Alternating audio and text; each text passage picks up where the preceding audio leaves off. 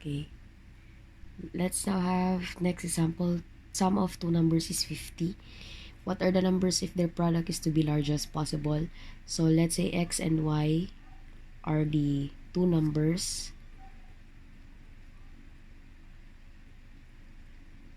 Okay, and their product, let's say p product of x and y is the quantity that we are to maximize.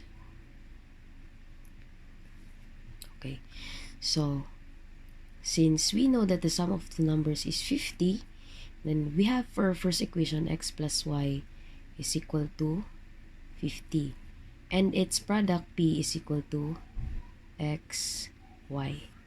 Okay, so this is the function that we have 2, wherein its first derivative of product p should be equated to 0. So I think it would be better if this is expressed in just one variable. So from this equation, our y could be expressed in terms of x, which is 50 minus x, and to substitute it here, meaning we have p equals x times 50 minus x, or we have 50x minus x squared. So it will not be easy for us to get the first derivative of p, which will now be in terms of x, that is 50 minus 2x, and we could now equate that to 0. So therefore, x, from here, x is equal to 50 over 2, or that is 25. And if x is 25, then y is also 25. So therefore, the two numbers whose sum is 50 that will produce the largest product is 25 and 25. Okay, next. A farmer has enough money to build only 100 meters of fence. What are the dimensions of the field he can enclose a maximum area? So we have, he has a fence of total length of 100 meters. Okay, now he is to use that total fence to enclose a certain field. Okay, let's say that field is rectangular, because usually fields are rectangular.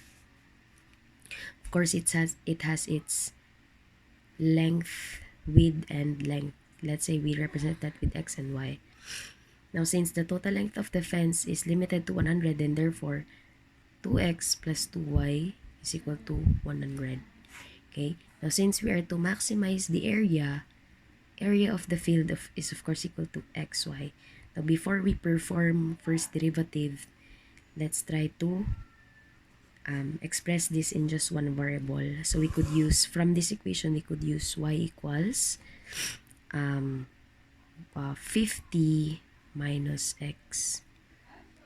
Is that right? Because this is 2 times x plus y equals 100. So we have x plus y equals 100 over 2, or that is 50. So therefore, y is equal to 50 minus x. Okay, we substitute that here. Therefore, our area will all be in terms of x, or that is 50x minus x squared. Now, the first derivative of area that is to be maximized is 50 minus 2x. We equate it to 0. Therefore, x is 25 and y is also 25. Therefore, the dimensions of the area to enclose a maximum area is 25 meters by 25 meters.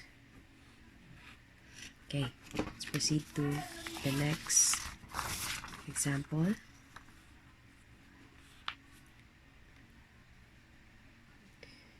Okay, next we have find the length of the longest rod which can be carried horizontally around a corner from a hallway 2 meters wide into another hallway 3 meters wide. So we have here one hallway. This is just 2 meters wide, and then there's a corner here, and then there's another hallway 3 meters wide, and then we have to like carry a rod from one hallway to another. Okay, so we know that this is 2 meters and then this is 3 meters. Now let's say the length of the rod is symbolized by L. So L is what we are going to, the length of the rod is what we are going to maximize. So for this rod, if we could draw a triangle, we could draw a right triangle like right here. So this is 3 and this is 2. Let's say we name this length X, or rather Y, and then this will be X right here. Okay, so for two similar triangles, this triangle and this triangle, we'll have 2 is to X. We have 2 is to X as Y is to 3. Okay. Now for the length, we have this leg and this leg. So we have L as the hypotenuse. We have 2 plus Y squared plus 3 plus X squared. Now, I believe we need to do implicit differentiation, and I think it would be easy if we get the derivative. Okay, we differentiate with respect to X. Okay, so for L squared, you have 2L L prime equals, you have 2 power rule, 2 plus Y. Then derivative of 2 plus Y is Y prime. Then plus derivative, power rule, 2 times 3 plus X. Then derivative of X with respect to itself is 1. Okay. So, since L squared, or rather the length is what we are maximizing, okay, then we could equate this. We have to equate this to 0. So 2L times 0 is still 0 right here. Now for the value of Y and Y prime, we have to substitute it in terms of X using this first equation. So Y will be equal to 6 over X. Now since we have Y prime, we use this one. So therefore Y prime, or dy over dx, is negative 6 over X squared. Okay, so substitute here. Since you have 2 and 2 here, we could cancel this by dividing everything by 2. Okay, all of the entire equation divided by 2. So we could cancel 2. So we only have 2 plus Y, which is 6 over X, times Y prime, which is negative 6 over X squared, then plus 3 plus X. Okay, so to distribute, could have negative 12 over X squared. Then this one times this one, you have negative 36 over X cubed. Then plus 3 plus X. Now to remove the denominators, we multiply everything with the greatest denominator, that is X cubed. So times 0, that is still 0. Then X cubed times here, what is left is X, so we have negative 12X. Then X cubed divide X cubed, what is left is negative 36. Then plus 3X cubed plus X raised to 4. Okay, now by shift solve in the calculator so that it would be easy for us to get the value of X, have here 0 equals negative 12X minus 36 plus 3X squared plus X raised to 4. Right? So, shift solve. I guess we have to just give initial value of X that is a large positive number so that the calculator will give us a will surely give us a positive number.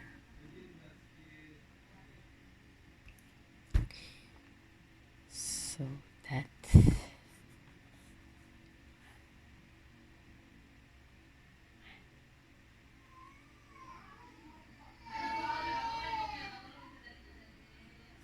Okay, it would be 2.289 meters. Okay, now we could now get the value of y. That's 6 over x, which is 2.289. So y is also 6 over 2.289, 2.621. Okay, so to get the length, we need the entire leg 2 plus y and 3 plus x. So for 2 plus y, that is 2 plus 2.621, that's 4.621 meters. And for 3 plus x, that is 3 plus 2.289, or that's 5.289 meters. So for the length, that will now be square root of 4.621 squared plus 5.289 squared. Then our length of the longest rod, therefore, is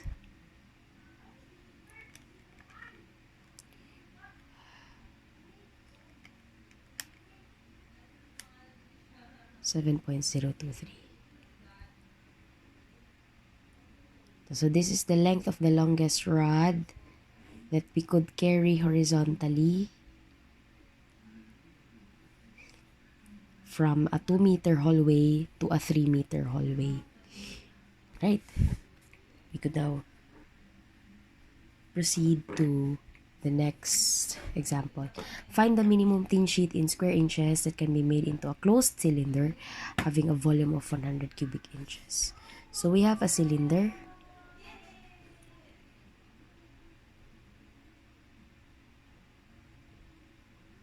This will be made out of a tin sheet. Okay, so this is out of a tin sheet. Okay, so therefore the whole entire surface area of the cylinder is made up of a tin sheet. Now, it should be able to produce a capacity or volume of 108 cubic inches as stated in the problem. Now, what should be the minimum area of a tin sheet which could be able to make a cylinder having a volume of 108? So for the whole surface area, we have the cover area in the cover, area in the base of the cylinder, and the area in the lateral body here of the cylinder. So for the top and bottom area, you have now the whole surface area, top and bottom area. That's, let's say, this is the radius of the base, and this is the total height of the cylinder. So we have pi r squared times 2 for the cover and the base since it's a closed cylinder. And then plus the lateral body area would be the circumference of the base times the total height. So the circumference is 2 pi r, then times the height h. Okay, now we know that the volume is 108, and the volume of a cylinder is the area times height, area of base times height. So that will be pi r squared h. Okay, now since we are minimizing the area of the tin sheet, we need to get a prime or derivative of a and equate it to 0. So I believe it would be easy if there will only be one, it is expressed in a function of one variable only. So we could use h from this equation. H is equal to 108 over pi r squared. So to substitute here, we now have an area, total surface area, equal to 2 pi r squared plus 2 pi r times h, which is 108 over pi r squared. Now since we have squared, we could cancel 1 r and we could cancel pi. So area now, to simplify, that's 2 pi r squared plus 108 times 2 is 216 over r. Okay, we could now get a prime or dA over dr. That is 4 pi r. Okay, minus 216 over r squared. Then we now equate this to 0. So 216 over r squared equals 4 pi r. Therefore, we'll have r cube equals 216 over 4 pi. Therefore, r is cube root of 216 over 4 pi, and radius therefore is cube root of 216 over 4 pi.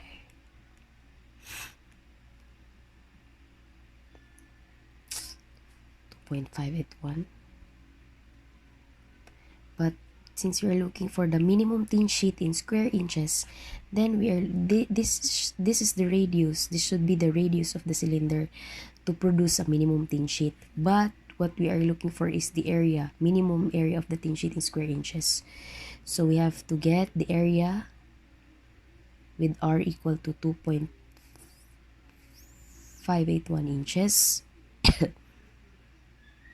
So we substitute it here. Our radius 2.851. Then the area will be 2 pi r squared 2.581 plus 216 over r, which is 2.581.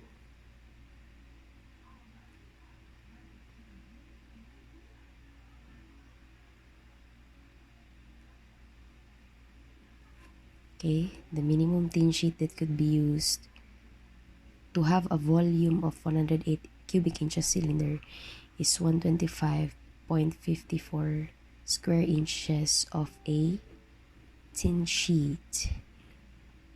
Okay, last example. A rectangle is bounded in the first quadrant of the line 2y plus x equals 6.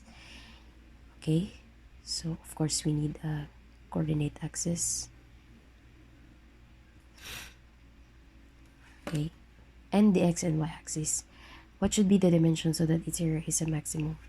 Okay, for us to draw this line, we get the x and y intercept. So for the x-intercept, if y is 0, then x is 6. For the y-intercept, if x is 0, y is 3, I guess. So we have 3 and 6. 6 and 3. So let's say right here. Sorry. It would be 6 and 3. So the x and y intercept. So this is now the line 2y plus x equals 6. So a rectangle is bounded in the first quadrant. So our rectangle is in the first quadrant. So we have here a rectangle. One corner rests on the line 2y plus x equals 6. Okay, So let's say this point has the coordinates x, y. Alright. So therefore, the dimensions of this rectangle is x by y, because its coordinates of this corner is xy. Okay, what should be the dimension so that its area x maximum? So the area is xy. Alright, and then from this, if this point lies on this line, therefore its relation is simply the equation of the line. Okay, so we have 2y equals 6 minus x, so that y will be equal to 6 minus x over 2 or 3 minus x over 2. Is that right? Okay, so we have area x times y, which is 3 minus x over 2, or that is 3x minus x squared over 2. So since we are maximizing the area, the derivative, first derivative, we have 3 minus 1/2 derivative of x squared is 2x. We could cancel. So now 3 minus x, and we equate that to 0. So x is equal to 3 and y is equal to 3 minus 3 over 2. Okay, that will be, of course, 3 over 2. So the dimensions of the rectangle to produce a maximum area is 3 by 3 over 2 units. That's it for maxima and minima. Thank you.